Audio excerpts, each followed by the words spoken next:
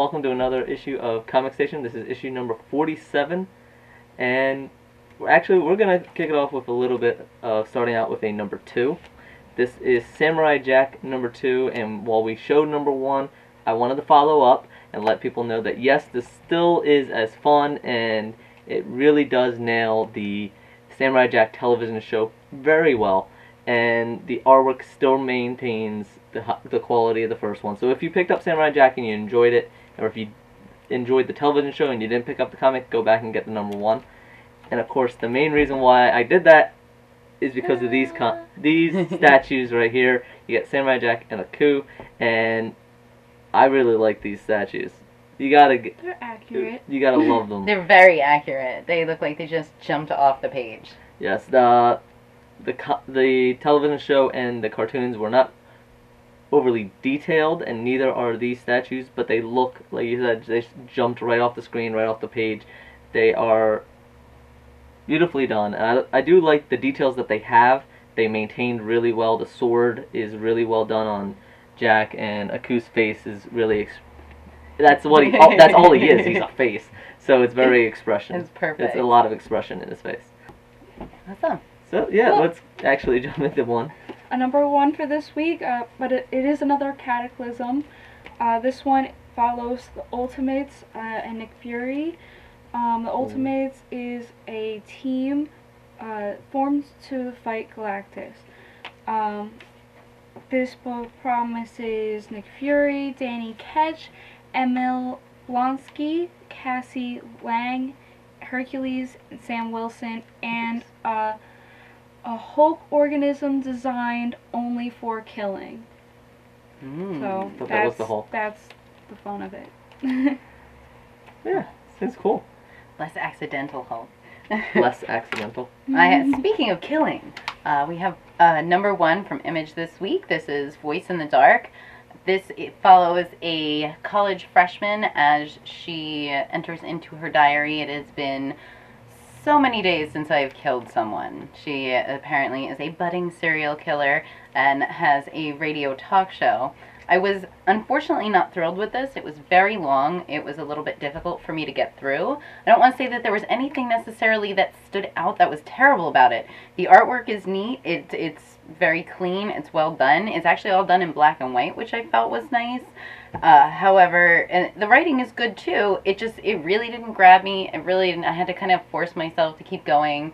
The characters were written very honestly and written well. I just really didn't relate to it in any way. It didn't pull me in.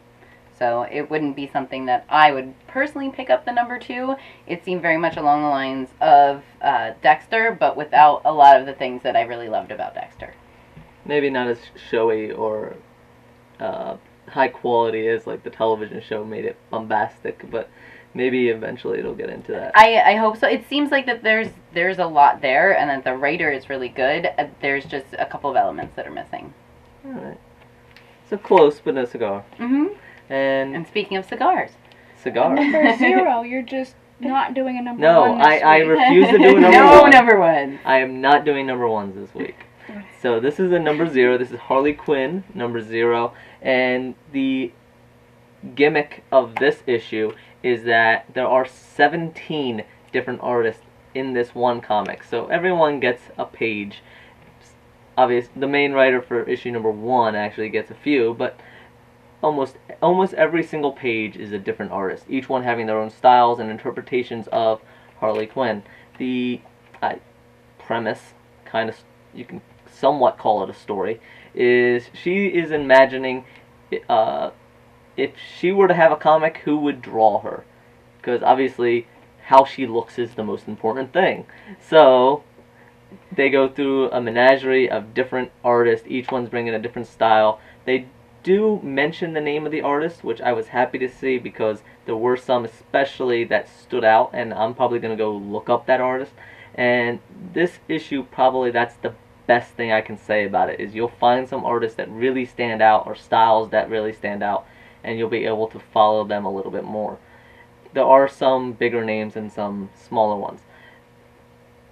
The book itself, very roller coaster. Started out a neat idea, then I quickly got tired of the premise of it and the kind of contrived way that they forced the name of the artist in to each of the panels, each of the pages. And then I kind of liked it again because it picked up, and as far as the artwork and a little bit of story went on. And the biggest thing, though, that I have to say about this is it's a number 0, and they even say at the end that you can see there's one artist on the number 1, and they even say that they're gonna, in this one, they're not gonna break the fourth wall as much as they did in this one. There was tons of breaking the fourth wall. So I'm always a fan of breaking the fourth wall. I love it. I love Deadpool for that reason.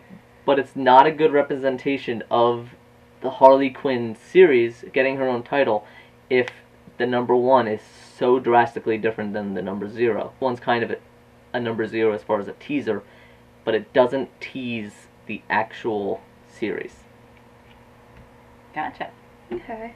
Well, if you're gonna skip doing a number 1, I'm gonna do a number 8 and a number 25. Ooh. I have Math, He-Man. not our high end. He-Man, Masters of the Universe. I am not gonna tell you anything about it. You should already know. I'm just pimping it because it's my favorite. Another one of my favorites, Red Hood and the Outlaws. Again, just pimping it. It's very good. If you haven't followed it up till now, you should. That's all. Alright, good pimping. Alright, I'm and gonna get you a cane and top hat. ooh. You can be a master I have a pimp. cane. I don't have a top hat, but I do have a fedora. Okay. We could work something out. We'll We'll work. work something out. Next week might be Hat Week. It Hat might be week. Big Pimpin' Hat Week. Big Pimpin' Hat Week. I like it. For this week, though, we have a number of reviews coming up from Lido coming up. Is this a special sword? Or is it This is the special sword because normally Echo has the weapon. I need some protection from you two, especially since I've been making fun of you being short the whole time. Well, that's a lot of balls on your part. I needed some protection right here. Whatever, I don't need a weapon. Congrats. It's true. Probably would, She will. too. Kicking off the first review, speaking of kicking, is The Mocking Dead number 3. If you didn't read the first one, The Mocking Dead, basically the gimmick is that they're in a zombie apocalypse, but they know what zombies are, they know what's going on, and they are looking for the Mocking Dead comic book within the comic book that is the key to stopping everything. Unfortunately, though, it's about as tiring as it sounds. And on top of all this, issue number 3, the main character, nobody likes him. And he's not that fun to hate kind of disliking, he's just kind of bad. And Lido sums it up pretty well, riddled with problems, and any one of which would sink it. Womp womp. Womp-womp-ba-dum. Next from Lita we have Shaolin Cowboy number 2. This was had beautiful artwork, certainly a thing to say about it since there was absolutely zero dialogue zero dialogue. Quick read.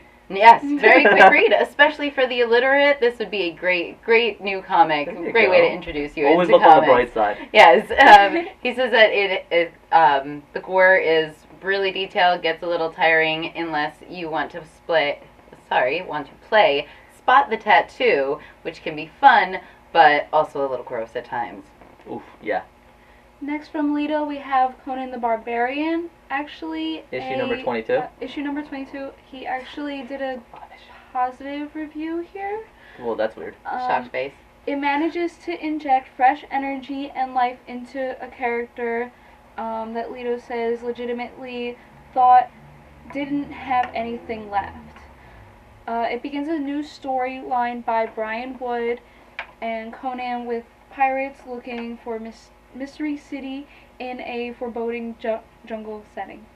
Speaking of shocking that he liked something, you're really going to have to read the review for So I Survived the Zombie Apocalypse and All I Got Was This Podcast. Besides a long title, Lido really liked this one. I think this is probably the highest score that he ever gave it. And read on fronttowardgamer.com to actually read it. I'm not ruining it for you. But basically the overall idea is, despite being a zombie story, it was surprisingly good. And the main protagonist, really initial impression, you get zombies, you get a over-sexualized main character, you think she's going to be just a dumb bimbo. Well, turns out, despite all her bubbly personality, that personality does develop and you learn why she is that. So there is a bit of a deepening of the character besides just relying on the looks, which is very nice to see, because they could have just relied on that trope. It's not so much concerned with the losing of people, losing their humanity, or the morality of it, but more as exploring the effects of loneliness and isolation on the happiest person on Earth that the writers could imagine. Leto kind of said that it's a metaphor for anyone who has been humiliated and isolated by a larger community, because she's left, and even the zombies kind of ignore her. So she's got to keep a keep a level head. Shipper. Yes. So really enjoyed it. His review made me want to read it, so I will have to check this out. And it is a trade paperback, so it is a collection. And of course, staring at us the entire time Creeper. is the Doctor.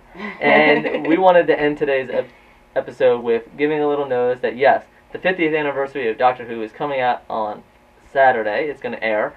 And as a special note, besides all the Doctor stuff we have here, there is also a limited showing at some places. Fathom Entertainment is showing some re-airing of the episode in theaters in 3D.